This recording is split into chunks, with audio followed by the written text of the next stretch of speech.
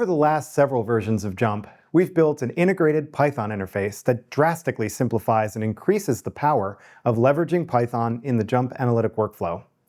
This is in addition to the SAS and R interfaces that are now available through the Python integration.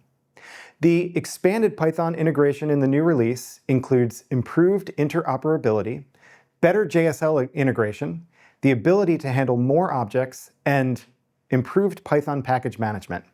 To talk a bit more about the improvements to the Python interface, I'm going to hand it over to Paul Nelson, Principal Software Developer on our host team.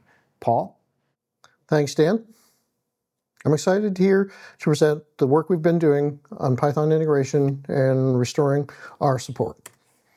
First, we've upgraded Python from Python 3.11 to Python 3.13 so that we can provide you with security updates throughout the JMP 19's lifecycle. We've dramatically improved the JMP data table support from Python. Chief among them is the portable data frame protocol support. Many of the packages, data frame packages, support this protocol, and that allows us to easily convert between a data table and a data frame. The supported packages are Pandas, Parquet, IBIS. To do this, we've added full support for JMP column types. You can now edit more than just numeric and character values. You have the full column support. You added column formatting from Python, so you no longer have to bounce back to JSL to format a column. Date and time support now properly marshals between the Python and JMP boundaries. To enhance your scripts, we support reading, writing, and creating JSL variables from the Python side of things. JMP 18, you could put a Python file in a project, but the Python script couldn't find files within the project. We now have support for that in JMP 19. Script windows are now visually distinct. This was a highly requested feature. Background color is different, so you can easily visually tell whether you're in a Python script window or a JSL script window. Another highly requested feature was to be able to reset the Python environment. So there is a reset that clears all the variables. It's a limitation to Python. You won't be able to clear the imports. For that, you'll have to shut down JMP and restart. The Python API we've created now that mimics the JSL API for R. There have been lots of minor fixes and productivity improvements throughout.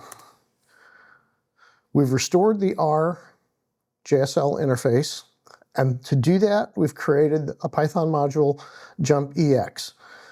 This Python module provides an interface from Python that's similar to the JSL interface, and the JSL actually utilizes the JMP EX package. To build this, it uses RPy2 and R to support the interaction with R, and it marshals the data between JMP, Python, and R. The JMP EX package is located in our sample scripts Python directory, and there's a scripting index sample under JPIP that shows how to install the JMP EX package. But before you do this, you must have R installed and your R_home environment variable set for this to work properly. Lastly, we've got just a quick show of the scripting index differences. On the left is JMP 18, on the right is JMP 19, and as you can see, we've got a lot more in the JMP package. Before, we just had data table support, some utility support, package utility support in JMP utils, and integration with the log. We are building on top of the Python integration. As you can see in the JMP 19, there's the data connectors. That's all built on top of the Python integration. We've got additional support for expressions. You can see the globals and the here. Those are your interface to get to JSL variables. We can now put images in data table columns from Python, and row state support, and again, the project support. And the JMP utils package has some additional features in it to support your being able to script package installation better. Love to see what you build with JMP 19. Thank you.